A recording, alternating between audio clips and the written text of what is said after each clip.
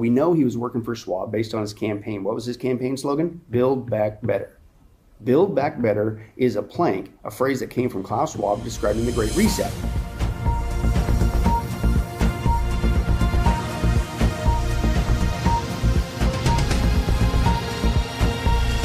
Welcome to the Tipping Point Show. I'm Jimmy Evans. I'm so glad that you've joined me today.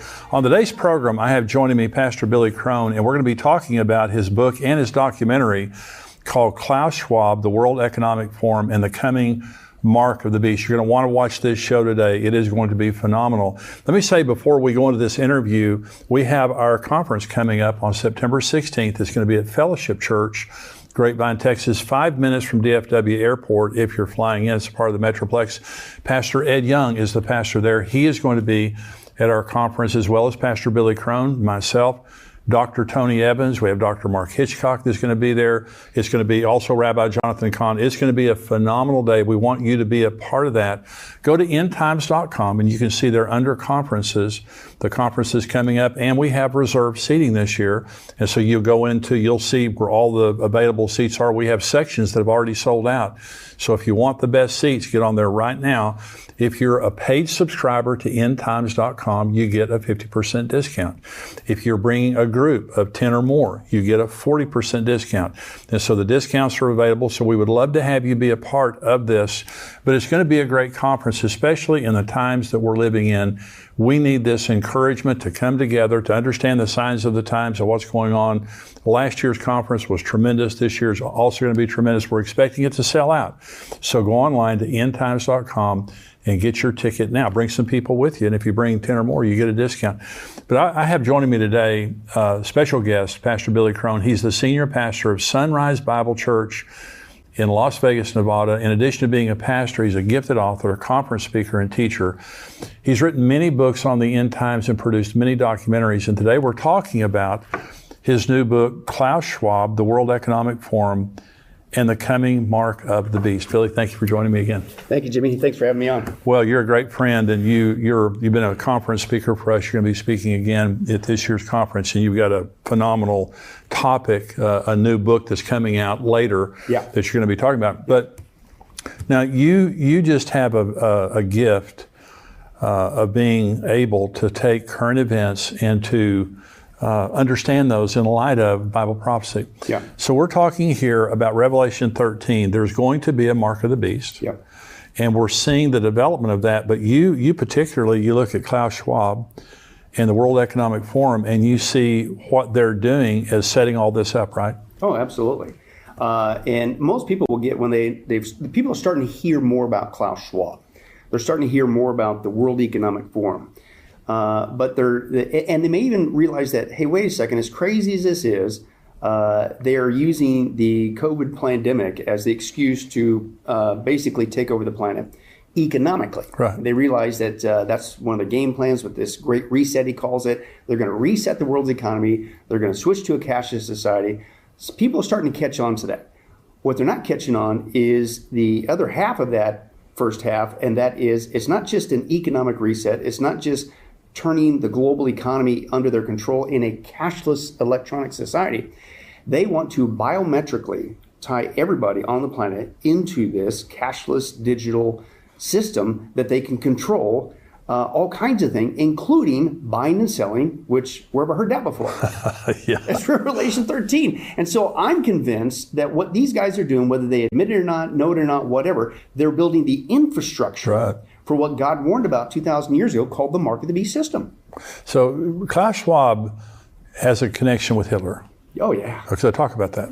Yeah. Well, he grew up in Hitler's world. If you ever wonder what Klaus Schwab is up to, what's really behind his agenda, just go back and do a quick study on Hitler. Do a study on the Third Reich, all the things that Hitler did and wanted to do if he had won World War II. And in a nutshell, I'm not joking, it's not hyperbole, that's what Klaus is now bringing to the whole planet. And it's not a surprise when you look at his background. He was born in Ravensburg, Germany. He grew up in Hitler's Germany. Klaus's dad, Eugene, was a friend of the Nazis. He ran a factory. And he also helped the Germans to make armament and things of that nature. He also used slave labor, POWs, which brings to light his phrase, Klaus's phrase today for the planet, you'll own nothing, be happy. Like a slave, POW camp, slave labor person. But he grew up in that environment, and his dad, Eugene's company, again, won awards from the Nazis, a model company. So this is his background. He was there. He grew up in that environment thinking that this was a great thing. So in 1971, he begins to establish this thing. It was originally called the European Management Forum. And in a very short amount of time, in 1971, he was able to amass a lot of people from around the world. And then in the 80s, he changed it to what we have today, the World Economic Forum. And that began to tell you really what the goal was. Right. It wasn't just helping Europe with their management of their economic. It really is a plan for the world. And his plan for the world is to basically bring what Hitler wanted to do and the tyranny that he only got as far as Germany to the whole planet. Now, really what you should call what he's doing is the rise of the Fourth Reich. But you can't say that because it's too obvious, right? So I'm not joking. You'd think he'd scramble it up a little bit better. He calls his program not only the Great Reset, we're familiar with that, but the other term he uses all the time is called the Fourth Industrial Revolution. Yeah, there you go. Well, it really is the Fourth Reich, but you got to scramble it up a little bit. And basically his vision for the planet, I call it a Hitlerian vision, is he wants to, because after all, they're the elites, they have the power, right. They own everything and all that stuff, and it's their job to be stewards of the planet. And he even admits on tape that that's what they want to do. They're making the decisions to steer the planet. But what they want to do is they want to bring in this cashless economic system. They want to tie everybody into it with microchip technology. They'll control everything, buying and selling. He's really big on the brain chip, right? Which just happens to be one of the two places that people will receive the mark, right hand or the forehead. Mm-hmm. In fact, if you want to watch this video, this is Klaus Schwab in 2016 admitting on tape that just like we get used to, we've gotten used to having microchips in our clothing to track our every move, the next thing is going to be a brain chip. But this is about a 30-second clip. Great, let's watch this. Au bout de ça, on parle de puces qu'on pourra s'implanter. Ce sera quand ça? Certainement dans les 10 années à venir. Et d'abord, on va les implanter dans nos vêtements, c'est-à-dire wearables, comme on le dit. Et après, on pourrait s'imaginer qu'on les implante dans nos cerveaux ou dans notre peau. Et à la fin, peut-être il y a une communication directe entre notre cerveau et le monde digital. But again, this is not a conspiracy theory. That's the actual interview. But he admits that just as we got used to having microchips in our clothes to track and tag, that one day, and he always seems to point to the head, the brain chip, right? And he did it himself. Now, here's what's wild. You're going like, well, maybe that was just a fluke. No. The very next year, 2017, at the World Economic Forum, he's interviewing Sergey Brin.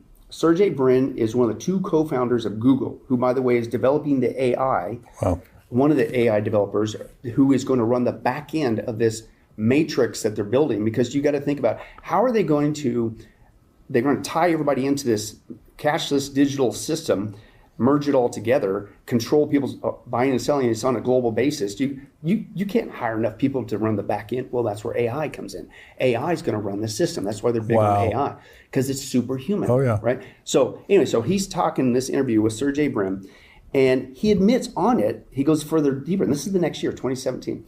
And he admits, he goes, and one day soon, and he waves to the audience, he goes, we're all going to get these brain chips. And then he goes further. It's not just the controlling what you're buying and selling. He says, and for instance, we will be able to know how, for instance, how you respond to this talk that Sergey and I are having right now in real time. Okay, but again, it's not a conspiracy. It's on tape. Watch this.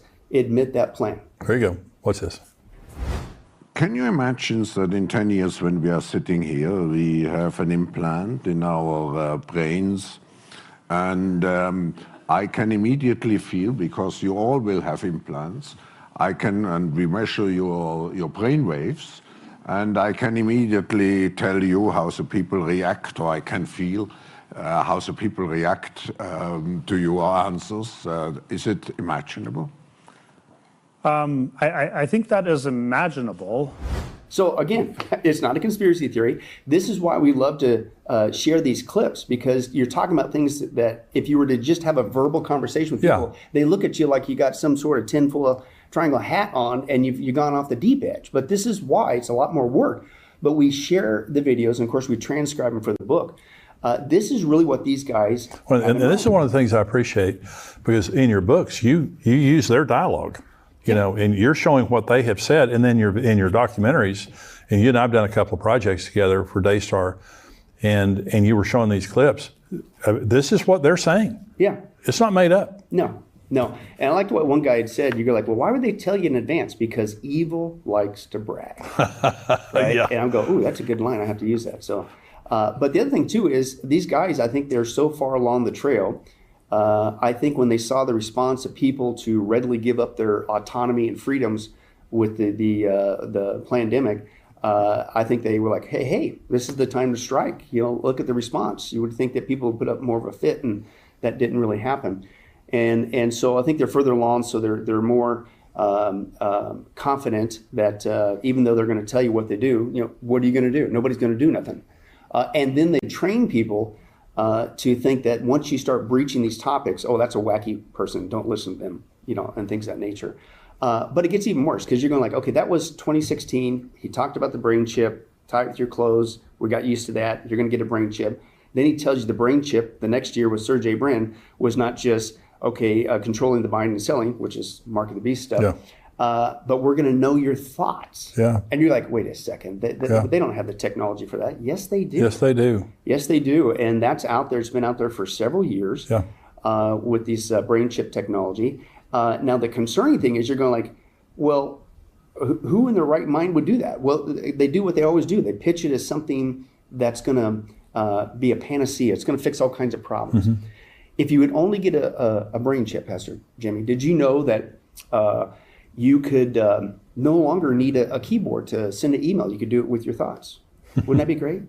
You're like, no. But here's my point. Think of the younger generations on down. Oh, yeah. Oh, they're going, oh, this is great. This is like an upgrade. And see, that's how they pitch it. It's human 2.0. It's an upgrade for humanity. If you just get this, upgraded chip in your head and give us access to your thoughts, it would be great. They're already pitching this as hey, people who are paraplegic, who've lost the use of their limbs. If you get a brain chip, you can get your limbs back. And so they pitch it that way. They also pitch it, well, hey, wouldn't it be great to operate machinery, fly a plane, and drive your car with just your thoughts?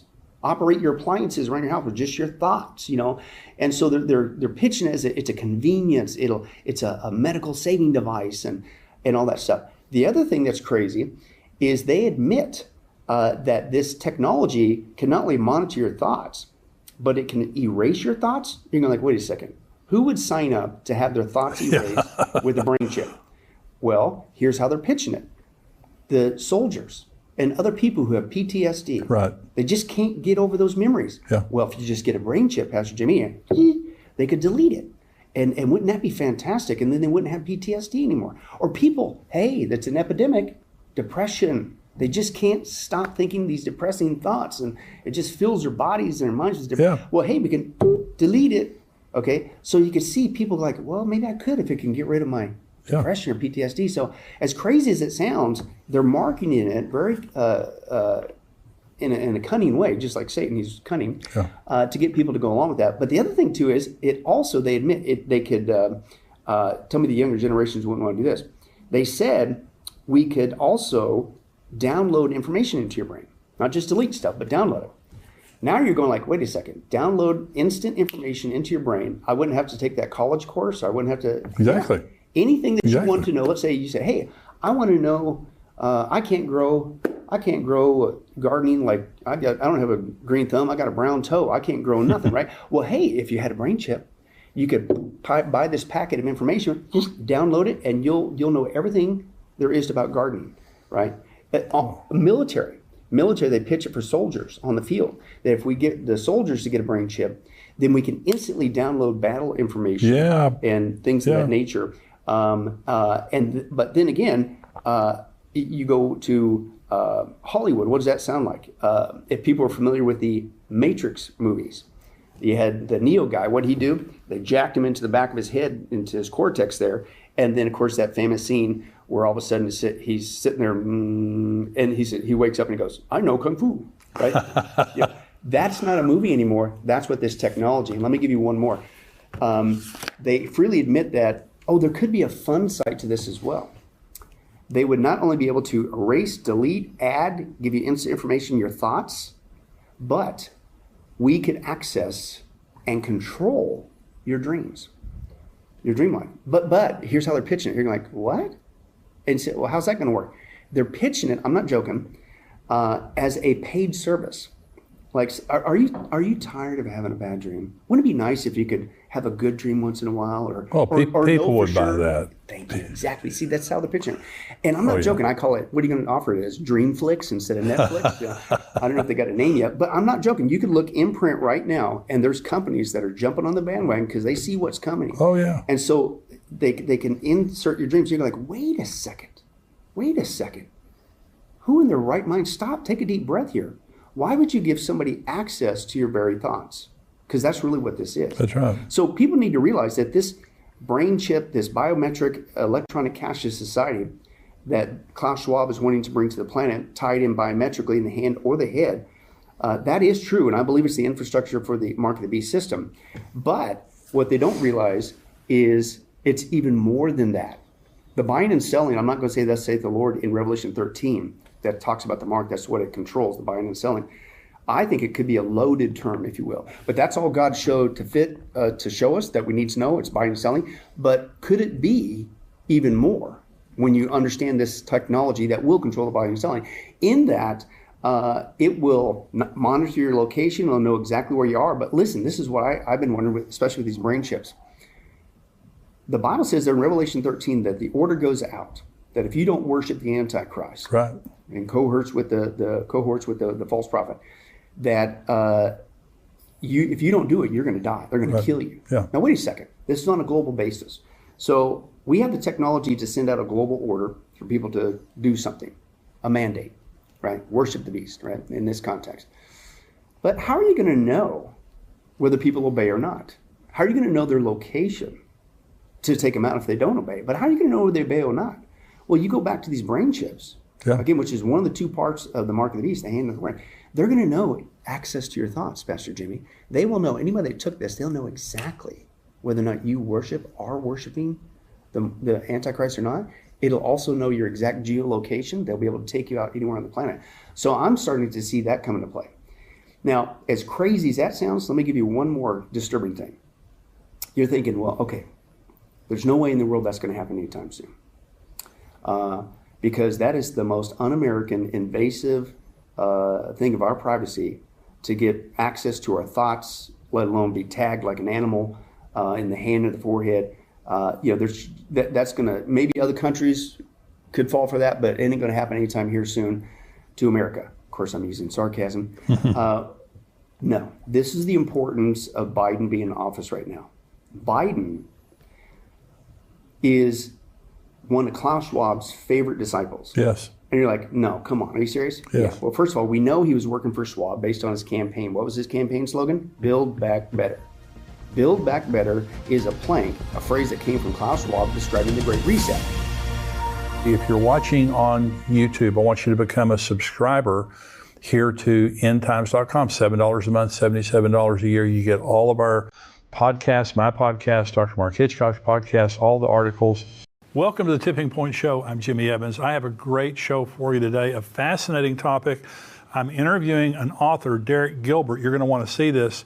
Let me say before I get into the interview that we have our Tipping Point Conference coming up, our Prophecy Conference coming up September 20th and 21st. The tickets are on sale right now. We have tickets, you can come physically. We also have live streaming that's available. Go to conference.endtimes.com.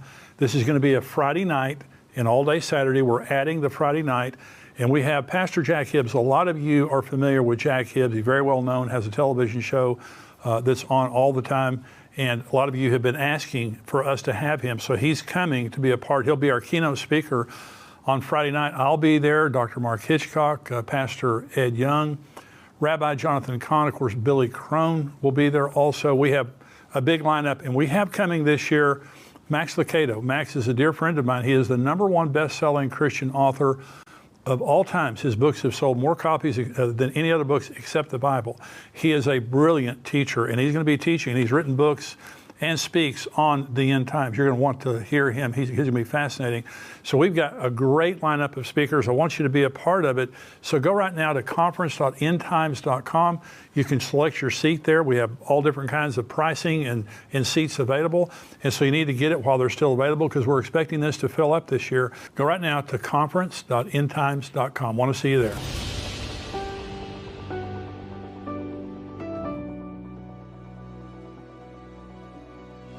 Welcome to the Tipping Point Show. It is my great pleasure today to have joining me on the show Derek Gilbert. He's the co-host of Unraveling Revelation with his wife Sharon. They've co-authored the books Veneration and Giants, Gods, and Dragons. And he's joining me today to discuss his most recent book, The Second Coming of Saturn. Derek, thank you for joining me today. It is an honor. Thank you for having me. Well, what I love about your book, and I've heard people talk about things like you have in your book, but this is so pertinent to the days that we're living in. There is a presence of evil. Your book, by the way, is called The Second Coming of Saturn. And you're going to explain what this is, but it's very, very fascinating. And I think, I've said to people, I've taught on the end time for 41 years. I just never thought I would see a world like this. And so, in your book, you call this The Second Coming of Saturn. Are you saying that the Roman god Saturn is real? Is that what you're saying? Yes. And this, we draw a lot on the work of our good friend, the late Dr. Tom Horn, but also on Dr. Michael Heiser, who also was called home by the Lord last year. His book, The Unseen Realm, and then other books that kind of built on that foundational research, like Reversing Hermon and his readers' companions, or his commentaries on the book of First Enoch, really help us to understand what was in the mind of the Hebrew prophets and the apostles, and the early church fathers, for that matter. They understood that the pagan gods of their neighbors, such as Saturn, Jupiter, Apollo, were real entities, but they were fallen angels. And I think we can agree that Satan is one of those fallen angels. Jesus, in fact, in the New Testament, identifies him. When he was accused of casting out demons by the power of Beelzebul, which means Baal the prince, he says, if Satan casts out demons by his own power, how will Satan's kingdom stand? So he's connecting Satan to Baal. He also does it in Revelation chapter 2, the letter to Pergamum, where he says, I know where you live, where Satan dwells. That's a reference to the great altar of Zeus. Well, Zeus was the storm god and the king of the pantheon for the Greeks, just as Baal was the storm god, king of the pantheon for the Canaanites.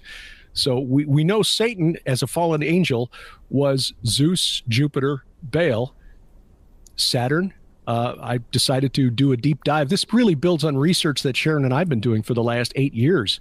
Who was this entity Saturn? What role does he play? And when we start pulling on the historical threads and what the apostles, the prophets, the early church knew, what the pagans around ancient Israel knew, we can identify this character, I think, as the leader of the rebellion in Genesis chapter 6, described very briefly in 4 verses in Genesis, the leader of the sons of God, these fallen angels who came to earth, commingled with humanity.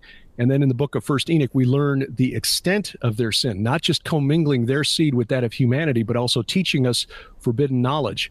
And it was clear to the prophets and the apostles that was why the world is in the state it's in. Yes, the Genesis 3 fall in the Garden of Eden, very important. That is what got us kicked out of God's garden, his holy mountain. Eden was on a mountain, Ezekiel 28. But the sin in Genesis chapter 6, where we were convinced by these entities not only to worship them, but then to practice these occult rituals and divination and spell casting and so forth, there is a lot packed in there. The book, The Second Coming of Saturn, actually was intended to address one question. What happened to the leader of that rebellion? And I think the answer is, not only is he the character called Kronos by the Greeks, Saturn by the Romans, and a number of other names throughout the ancient world, but he will return in Revelation 9 as the destroyer, Abaddon or Apollyon. And you talked about the book of First Enoch. Now, the book of First Enoch is not canonized, but I believe, now not Second Enoch and other books, but First Enoch, it's a special book. because it gives very special revelation from Enoch as to the identity of these fallen angels and what they did, and actually the origin of demons. But you talked about, Saturn will return. This is called the second coming of Saturn. And really, Derek, it really helps to explain some of the things that are happening in the world right now, because you talk about a conjunction, the Great Conjunction. Talk about that for just a minute. On the winter solstice of 2020, December 21st, and the solstices, the winter, summer solstice, these are very important dates for occultists. Now, as Christians, we understand our fates, our destinies are not governed by the movements of planets in the sky or, certain points in the calendar year, like the solstices, the equinoxes.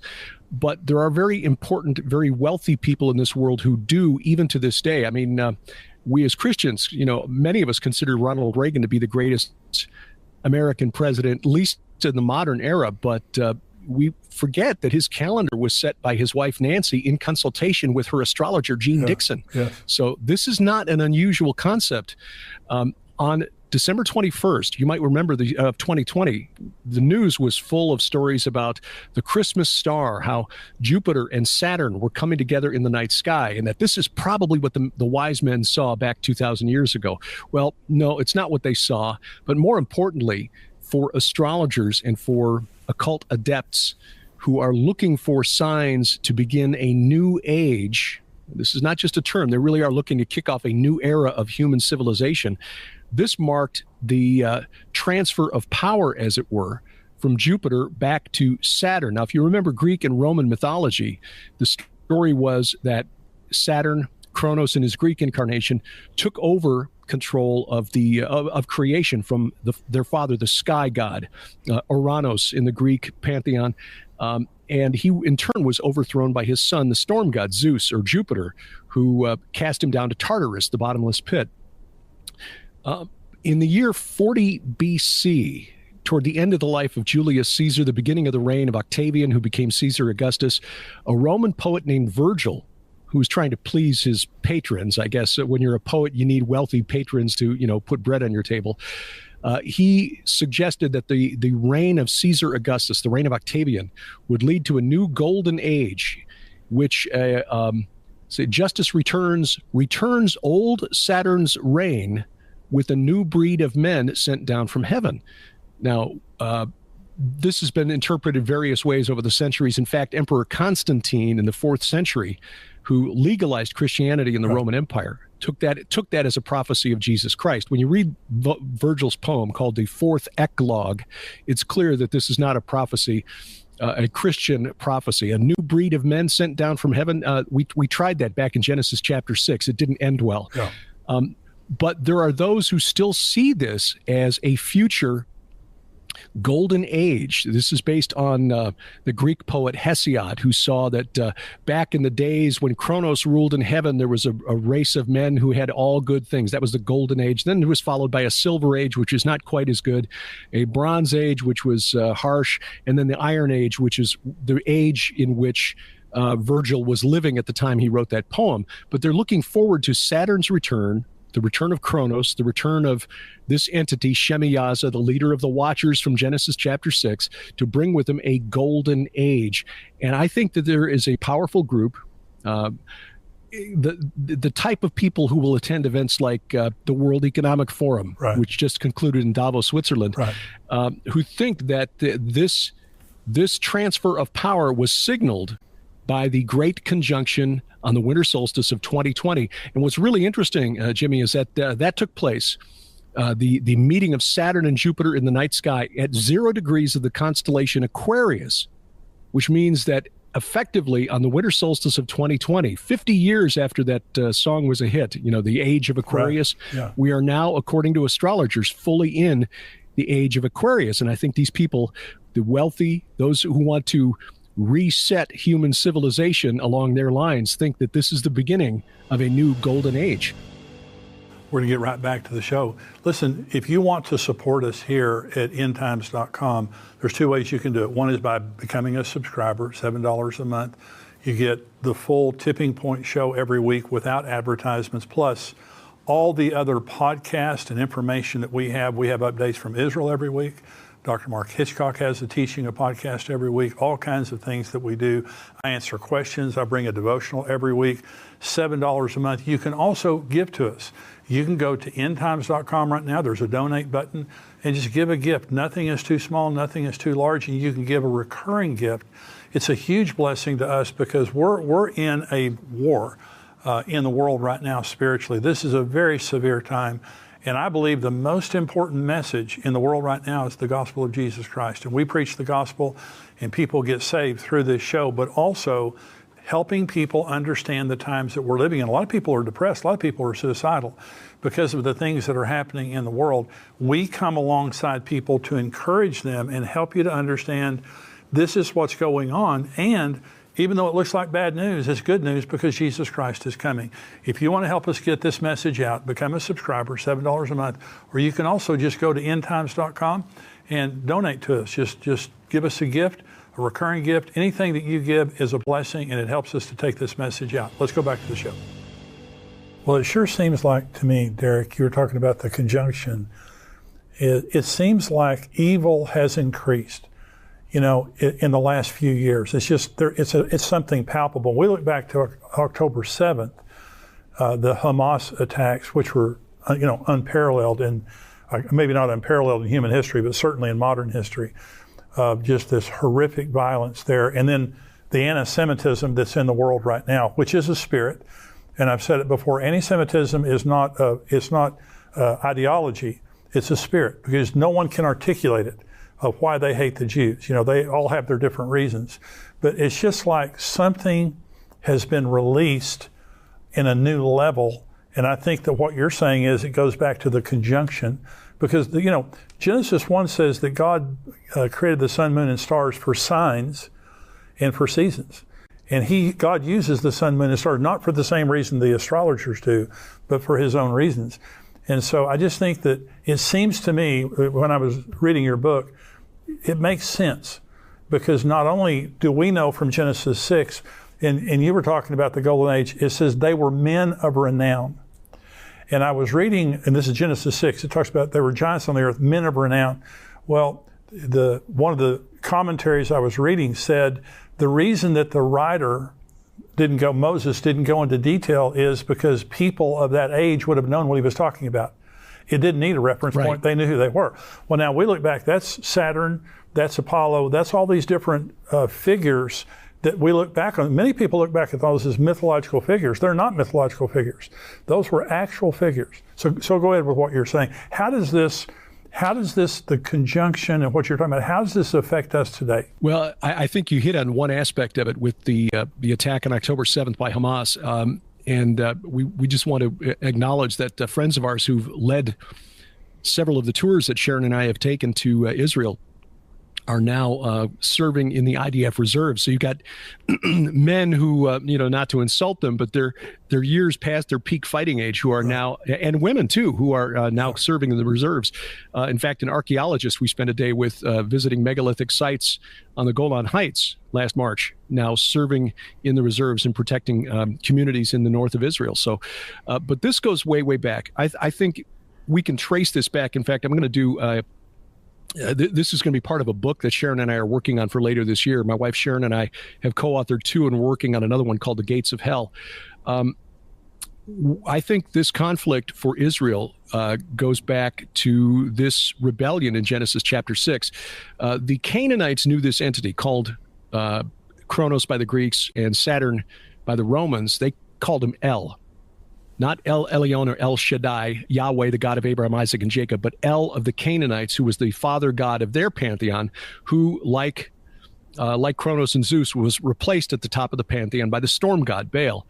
There are a number of sites in and around Israel that were sacred to this entity. Right. And in the book, The Second Coming of Saturn, I trace all of the identities. And this was known to the pagan authors of the classical world. They've got multilingual god lists that have been discovered by archaeologists over the last century, sort of like the clay tablet version of Google Translate, where they will list all of the gods of the Canaanites here, and all the gods of the Akkadians here, and all the gods of the Babylonians here, the gods of the Hurrians here. And that way you knew who you were supposed to pray to in the various languages. El of the Canaanites was known as Asher to the Assyrians. He was called Enlil by the Babylonians. He was known as Milcom to the Ammonites, which means he is Molech of the Hebrews. Wow. So this entity, Kronos, Saturn, El, was Molech, and Molech is probably the most reviled, notorious of the pagan gods in the Bible. I mean, this is the one who is demanding child sacrifice. Yeah. Well, yeah, so did Kronos of the Greeks. So did Saturn of the Romans. His Phoenician counterpart, Baal Haman. Likewise, the Tophets of the Phoenicians are infamous in the ancient world. At Carthage, on the islands of Sardinia, Sicily, southern Spain, they found these multiple cemeteries with the remains of young infants under the age of 2. This is who this entity is. And this is the entity who wanted to claim the land that God had declared his since the time of Abraham, when he pointed Abraham to Mount Moriah for the binding of Isaac. This entity, even though he is chained up in the abyss, and we know this from 2 Peter 2, verse 4, where he says, God did not spare the angels when they sinned, but cast them down to, our English Bibles say hell, but the word in Greek is Tartarosus, not Hades. Tartarus is a separate place reserved for supernatural rebels. Wow. This entity and his colleagues from Genesis chapter 6, those sons of God, they are the entities in Tartarus. In other words, the Titans of the Greeks and the Romans are the Watchers, the sons of God from Genesis chapter 6. Same group, just the Bible has the real news version, and the mythology we were taught in high school is the fake news version. So this entity, Milcom, El, Kronos, Saturn, whatever you want to call him, convinced Solomon, shortly after completing construction of the temple on the Temple Mount, convinced Solomon to build a high place. He built several, actually, one for Astarte, one for Chemosh, but one for Milcom, Molech, Enlil, El, etc., on the Mount of Olives to the east. And anyone who's been to Israel knows that the Mount of Olives is higher than the Temple Mount. Right. So when you opened the door of Solomon's temple, you would look across the Kidron Valley and look up on this high place for this entity, Molech. And Jesus, I think, signaled the importance of this long war against this particular entity by what he did during the final week of his life, where he spent the last week of his life dividing his time between teaching in the temple, on the Temple Mount, and teaching on the Mount of Olives. He raised Lazarus from the dead there. He delivered the Olivet Discourse, his longest teaching on what would happen in the end times on this mountain. He was arrested there. He was crucified there, buried there, descended into the abyss, according to 1 Peter 3:19, where he proclaimed to the spirits in prison. He basically went down and declared victory over this entity, Saturn, Kronos, El, Molech. And then he was raised up again. And according to the Gospel of Luke, he ascended into heaven from Bethany, which is on the Mount of Olives. And of course, Zechariah 14 tells us he returns to the Mount of Olives. Right. So this entity, El of the Canaanites, with his holy place on Mount Hermon, which is the northernmost mountain in Israel and the highest mountain anywhere near Israel. A scholar referred to it as the Canaanite Olympus. To think about it that way, is where the Canaanites believed their gods met. That's where Jesus went for the transfiguration. Right. At the base of that mountain, Caesarea Philippi, is where he declared his divinity. Blessed are you, Peter. And you've got the Carmel, which means vineyard of El. You've got Bethel, which means house or temple of El. And his other identity, known to the Philistines as Dagon, the chief god of the Philistines, even well into the Christian era, the chief god, the patron god of the city of Gaza, called Marnus, just another name for Dagon or El or Molech. Same entity. And I think, Jimmy, one of the most fascinating takeaways from the study of this particular entity is that he is in the abyss, he and his colleagues, locked up in chains and gloomy darkness, according to Peter and Jude, while Satan still wanders the earth. Is this entity even more dangerous than Satan? God found it necessary to lock these fellows up while still wandering the earth, tempting, lying, destroying. He gets out at the end for 5 months, but only 5 months. But I think this long war, even from his prison cell in the bottomless pit, is still working through minions to influence things in this world. As we know now, for the 5th consecutive year, the number one cause of death on earth is the sacrifice of children through abortion. Hey, thanks for joining me today. Be sure and subscribe to this channel and also like this channel so that other people will be able to see it. When you subscribe, it just means you're going to get all the things that come out from us, and I want you to. Now, the full show today, the full episode, is on endtimes.com. I want you to see that. And listen, we've got tons of content on endtimes.com. It's not just this podcast. We've got all kinds of content that I want you to be able to see, and you can get this entire show without commercials, okay, for $7 a month, $77 a year. It's a blessing to us. It helps us to grow this ministry. It supports this ministry, but also it'll be a blessing to you. It'll be the best $7 you've ever spent. Endtimes.com, become a subscriber right now.